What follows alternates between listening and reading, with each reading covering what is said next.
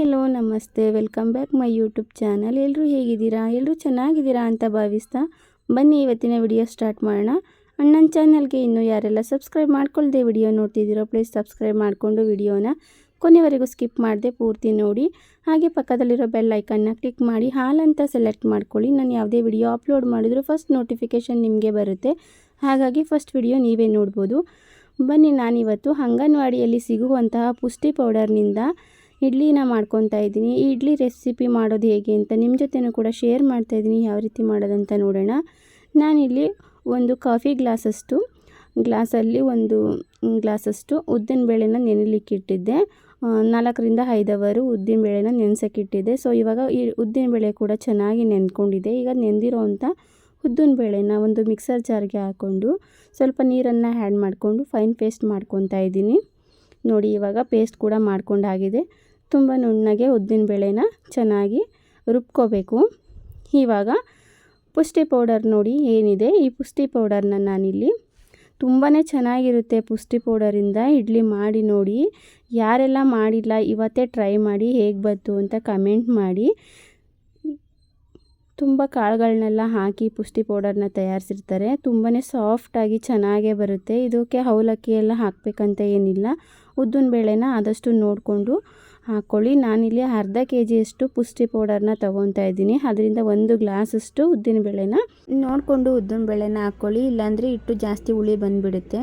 ಹಿಟ್ಟು ತುಂಬಾ ಚೆನ್ನಾಗಿ ಹುಳಿ ಬಂದುಬಿಟ್ರೆ ಅಷ್ಟು ಟೇಸ್ಟ್ ಬರೋದಿಲ್ಲ. ಹುಳಿ ಅನ್ನಿಸ್ತಾ ಇರುತ್ತೆ ತಿನ್ನಲಿಕ್ಕೆ. ಇವಾಗ ಪುಷ್ಟಿ ಪೌಡರ್ನ ನಾನಿಲ್ಲಿ ಜರಡಿ ಮಾಡ್ಕೊತಾ ಇದ್ದೀನಿ. ಒಂದು ಬ್ರೇಷನ್ಗೆ ನೀಟಾಗಿ ಜರಡಿ ಮಾಡ್ಕೊತಾ ಇದ್ದೀನಿ. ಇದರಲ್ಲಿ ಏನೂ ಇರೋದಿಲ್ಲ, ಆದರೂ ಜರಡಿ ಮಾಡಿಕೊಂಡ್ರೆ ನೋಡಿ ಎಕ್ಸ್ಟ್ರಾ ಒಟ್ಟಂತ ಏನು ಬರುತ್ತೆ ಆ ಒಟ್ಟು ಸಿಗುತ್ತೆ ನಮಗೆ. ಸ್ವಲ್ಪ ದಪ್ಪಗಿರುತ್ತೆ. ಅವಾಗೆಲ್ಲ ಸೊಸೈಟಿನಲ್ಲಿ ಗೋಧಿ ಎಲ್ಲ ಬರೋದಲ್ವಾ, ಗೋಧಿ ಎಲ್ಲ ಹಾಕಿಸಿದಾಗ ನಾವು ಜರಡಿ ಮಾಡಿದಾಗ ಎಕ್ಸ್ಟ್ರಾ ಒಟ್ಟು ಥರ ಬರುತ್ತೆ. ಅಕಸ್ಮಾತ್ ನಾವು ರಾಗಿ ಕೂಡ ಮಿಲ್ಗೆ ಹಾಕಿಸಿದಾಗಲೂ ಈ ಥರ ಸಿಗುತ್ತೆ. ಆ ಥರ ಬರುತ್ತೆ ನೋಡಿ, ಇದು ಎಕ್ಸ್ಟ್ರಾಕ್ಸು. ಇದನ್ನು ರಿಮೂವ್ ಮಾಡ್ಕೊಳ್ಳಿ. ಈಗ ನಾನಿಲ್ಲಿ ಜರಡಿ ಮಾಡ್ಕೊಂಡಿರೋ ಹಿಟ್ಟಿಗೆ ನಾನಿಲ್ಲಿ ರುಬ್ಬಿರೋ ಅಂಥ ಉದ್ದಿನಬೇಳೆ ಪೇಸ್ಟ್ ಏನಿದೆ ಆ್ಯಡ್ ಮಾಡ್ಕೊತಾ ಇದ್ದೀನಿ. ಆ್ಯಡ್ ಮಾಡಿಕೊಂಡು ಚೆನ್ನಾಗಿ ಸ್ವಲ್ಪನೇ ನೀರನ್ನ ಆ್ಯಡ್ ಮಾಡಿಕೊಂಡು ಚೆನ್ನಾಗಿ ಮಿಕ್ಸ್ ಮಾಡ್ಕೋಬೇಕು. ಸ್ವಲ್ಪನೂ ಗಂಟು ಇಲ್ದಲೆ ಚೆನ್ನಾಗಿ ಮಿಕ್ಸ್ ಮಾಡ್ಕೊಳ್ಳಿ. ಈ ಪುಷ್ಟಿ ಪೌಡರಿಂದ ದೋಸೆ, ಇಡ್ಲಿ, ಚಪಾತಿ, ನಾವು ಮುದ್ದೆ ಮಾಡ್ತೀವಲ್ವ ರಾಗಿ ಮುದ್ದೆಗೂ ಸಹ ನಾವು ರಾಗಿ ಹಿಟ್ಟಿನ ಜೊತೆಗೆ ಇದನ್ನು ಒಂದೊಂದು ಬೌಲ್ನ ಕೂಡ ಹಾಕ್ಕೊಂಡು ನಾವು ಮುದ್ದೆ ಮಾಡ್ಕೋಬೋದು.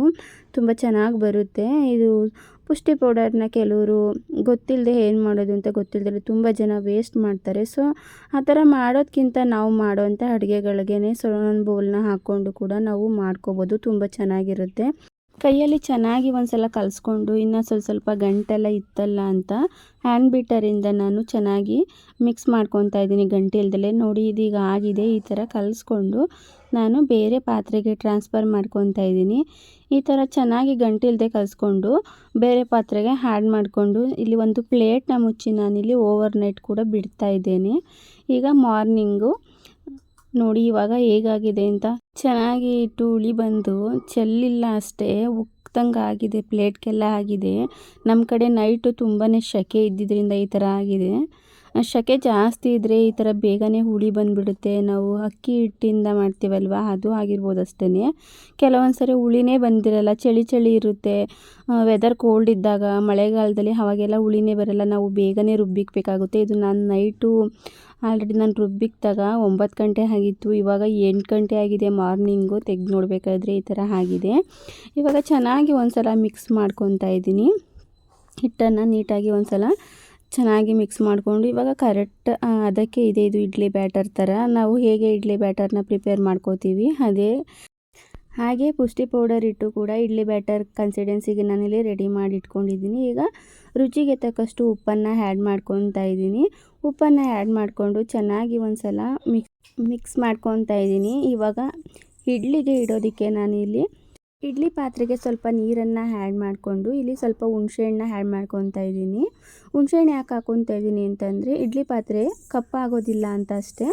ಹುಣಸೆಹಣ್ಣ ಹಾಕಿಲ್ಲ ಅಂತಂದರೆ ಪಾತ್ರೆ ಒಳಗೆಲ್ಲ ತುಂಬಾ ಕಪ್ಪಾಗಿಬಿಡುತ್ತೆ.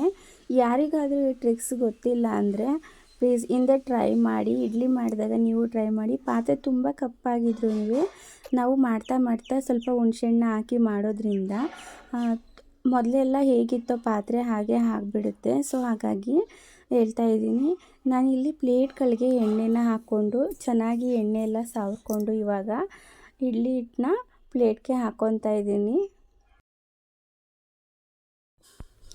ಇವಾಗ ನೀರು ಕೂಡ ಚೆನ್ನಾಗಿ ಬಿಸಿಯಾಗಿದೆ. ನಾವು ಪ್ಲೇಟ್ಗೆಲ್ಲ ರೆಡಿ ಮಾಡ್ಕೊಳ್ಳೋಷ್ಟರಲ್ಲಿ ನೀರನ್ನ ಫಸ್ಟೇ ನಾವು ಇಟ್ಕೊಂಬಿಟ್ರೆ ಚೆನ್ನಾಗಿ ನೀರು ಕೂಡ ಬಿಸಿಯಾಗಿರುತ್ತೆ. ಇಡ್ಲಿ ಕೂಡ ಬೇಗನೆ ಆಗಿಬಿಡುತ್ತೆ. ಎಲ್ಲ ಪ್ಲೇಟ್ಗಳು ನಾನಿಲ್ಲಿ ಇಡ್ಲಿ ಹಿಟ್ಟನ್ನ ಹಾಕ್ಕೊಂಡು ಪ್ಲೇಟ್ಗಳನ್ನ ಇಟ್ಟು ಇವಾಗ ನಾನು ಮುಚ್ಚಿ ಇವಾಗ 30 ನಿಮಿಷ ನಾನು ಅರ್ಧ ಗಂಟೆ ಬೇಯಿಸ್ಕೊತೀನಿ ಇಲ್ಲಿ ನಾನು ಇಡ್ಲಿನ. ಅರ್ಧ ಗಂಟೆ ಆದಮೇಲೆ ಇಡ್ಲಿ ಕೂಡ ಚೆನ್ನಾಗಿ ಬೆಂದಿರುತ್ತೆ. ಸೊ ಇಡ್ಲಿ ಪ್ಲೇಟ್ಗಳಿಂದ ನಾನೀಗ ಇಡ್ಲಿ ಕೂಡ ತೆಗೆದಿಟ್ಕೊತಾ ಇದ್ದೀನಿ ಒಂದು ಪ್ಲೇಟ್ಗೆ. ನೋಡ್ತಾ ಇದ್ದೀರಲ್ವ ಇಡ್ಲಿ ಎಷ್ಟು ಚೆನ್ನಾಗಿ ಬರ್ತಾ ಇದೆ ಪ್ಲೇಟಿಂದ. ಚೆನ್ನಾಗಿ ತಗೋಬೋದು. ಇಡ್ಲಿ ಕೂಡ ಸ್ವಲ್ಪನೂ ಕಚ್ಕೊಂಡಿಲ್ಲ ಪ್ಲೇಟ್ಗೆ. ತುಂಬ ಚೆನ್ನಾಗಿ ಬರುತ್ತೆ ಈ ಪುಷ್ಟಿ ಪೌಡರಿಂದ ಮಾಡುವಂತಹ ಇಡ್ಲಿ. ಸೇಮ್ ನಾವು ಅಕ್ಕಿ ಹಿಟ್ಟಿಂದ ಮಾಡಿರ್ತೀವಲ್ಲ ಅದೇ ಥರನೇ ಇಡ್ಲಿ ಸ್ಪಾಂಜಿಯಾಗಿ ಚೆನ್ನಾಗಿ ಬಂತು. ಬಟ್ ಟೇಸ್ಟ್ ಮಾತ್ರ ಚೆನ್ನಾಗಿ ಚೇಂಜ್ ಇರುತ್ತೆ ಅಷ್ಟೇ. ಅಕ್ಕಿ ಹಿಟ್ಟಿಗೂ ಇಲ್ಲಿ ಎಲ್ಲ ಥರನೂ ಮಿಕ್ಸ್ಗಳನ್ನೆಲ್ಲ ಹಾಕಿ ಮಾಡಿರ್ತಾರಲ್ವ. ಸೊ ಇದು ಒಂದು ಸ್ವಲ್ಪ ಡಿಫ್ರೆಂಟ್ ಆಗಿರುತ್ತೆ ಟೇಸ್ಟು, ಅಂದರೆ ಚೆನ್ನಾಗೇ ಇರುತ್ತೆ. ಬಟ್ ಈ ಇಡ್ಲಿಗೆ ಚಟ್ನಿ ಬರೀ ಚಟ್ನಿನೇ ಸೆಟ್ ಆಗಲ್ಲ. ಚಟ್ನಿ, ಸಾಂಬಾರು, ಪಲ್ಯ ಆ ಥರ ಯಾವುದಾದ್ರೂ ಸ್ವಲ್ಪ ಸ್ಪೈಸಿಯಾಗಿ ಮಾಡ್ಕೊಳ್ಳಿ, ಚೆನ್ನಾಗಿರುತ್ತೆ. ಬಟ್ ನಮ್ಮನೇಲಿ ಯಾರೂ ಚಟ್ನಿನ ಅಷ್ಟು ಇಷ್ಟಪಡಲ್ಲ. ನಾವು ಯಾವಾಗಲೂ ಅಷ್ಟೇ ಸಾಂಬಾರು, ಸಾಗು, ಪಲ್ಯನೇ ಜಾಸ್ತಿ ಮಾಡೋದು. ನೋಡಿದ್ರಲ್ವಾ ಈ ಪುಷ್ಟಿ ಪೌಡರಿಂದ ಹೇಗೆ ಇಡ್ಲಿ ರೆಸಿಪಿ ಮಾಡೋದಂತ. ಈ ರೆಸಿಪಿ ನಿಮಗೆ ಇಷ್ಟ ಆಗಿದೆ ಅಂತ ಭಾವಿಸ್ತೀನಿ. ಇಷ್ಟ ಆಗಿದರೆ ಪ್ಲೀಸ್ ವಿಡಿಯೋಗೆ ಲೈಕ್ ಕೊಡೋದನ್ನು ಮರಿಬೇಡಿ. ಆದಷ್ಟು ವಿಡಿಯೋನ ಶೇರ್ ಮಾಡಿ. ಆ್ಯಂಡ್ ನನ್ನ ಚಾನಲ್ಗೆ ಇನ್ನೂ ಯಾರೆಲ್ಲ ಸಬ್ಸ್ಕ್ರೈಬ್ ಮಾಡ್ಕೊಳ್ಳದೆ ವಿಡಿಯೋ ನೋಡ್ತಿದ್ದೀರೋ ಪ್ಲೀಸ್ ಸಬ್ಸ್ಕ್ರೈಬ್ ಮಾಡಿಕೊಂಡು ವಿಡಿಯೋನ ಕೊನೆವರೆಗೂ ನೋಡಿ. ಮುಂದಿನ ಹೊಸ ರೆಸಿಪಿಯೊಂದಿಗೆ ಹೊಸ ವಿಡಿಯೋದೊಂದಿಗೆ ಸಿಗ್ತೀನಿ. Thank you for watching.